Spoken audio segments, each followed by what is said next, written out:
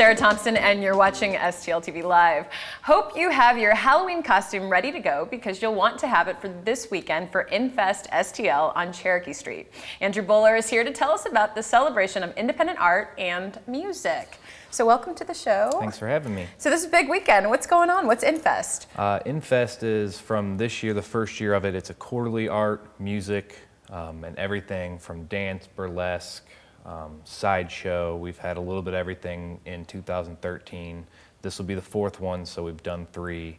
In all three, we've had over 20 plus bands and every other kind of artist, vendors, live painting, you know, a little bit of everything that our city has to offer. So it's kind of like an extravaganza. We're looking at some of the pictures there of musicians, an extravaganza of different arts, performing arts, live musicians, dance, everything. And are these local artists? We've had probably 80 to 90% local, and then we've had people from Indiana, Tennessee, Illinois, a few other places all around Missouri. And the goal is to bring those people here as well to show, you know, the melting pot artists we already have, but to get them exposure to maybe new fans. Okay, so this is something you've done kind of quarterly, and this is going to be a Halloween themed one. So tell me how that works. Well, just ending up where the date ended and landed, we figured, you know, everybody likes more fun when it's themed.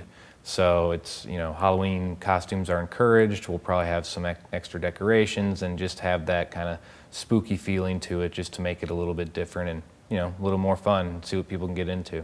So in addition to being the co-producer on this, you're the co-creator. And so I guess when you were putting this together, what's the idea behind it to put this together? Is that to do something different in the art scene here in St. Louis? Well, there was a lot of things behind it. It just kind of happened. But then as we started doing it, the things that I had been thinking and why it really made sense was going to places like Memphis in May, or Lollapalooza in Chicago, or South by Southwest in Austin. And I'm very talkative, and I'd be talking to people in the crowd and find out where they're from. And I'm like, they drove through St. Louis or right by it. So we're right in the middle. You know, I think if we had a good thing going and we got great artists to come and we got a following, then, you know, it could be a thing that people come to the city for, or, you know the city for.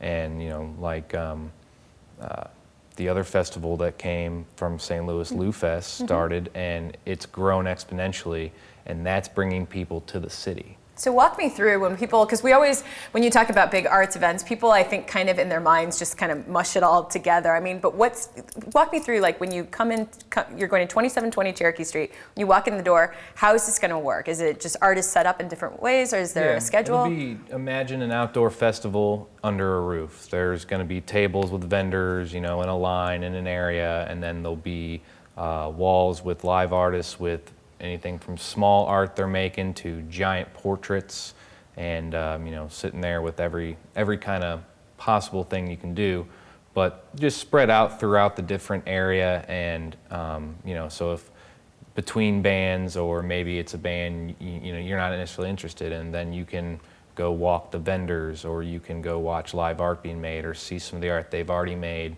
Because we've had people, this will be their second, third time back, so they have pieces they made last time. And, you know, depending on what they're hearing, what else they're seeing, that infuses what comes out in their art. So. And so for the artists presenting their artwork, do they actually sell it there? Yeah, we sold quite a few people. 2720 in the top, they have the art gallery. And last time I was there, people had prints and different kinds of things for sale, and I mean, people were buying them. So yeah, it's a good place to go find something new, something different, and something locally done, and you're definitely supporting, you know, where you're already living. Okay, very cool. Well, we're gonna take a quick break, but when we come back, we're gonna learn a bit more about some of the specific artists that are gonna be there, and just hear more from Andrew about InFest 4. So keep it right here on STL TV Live.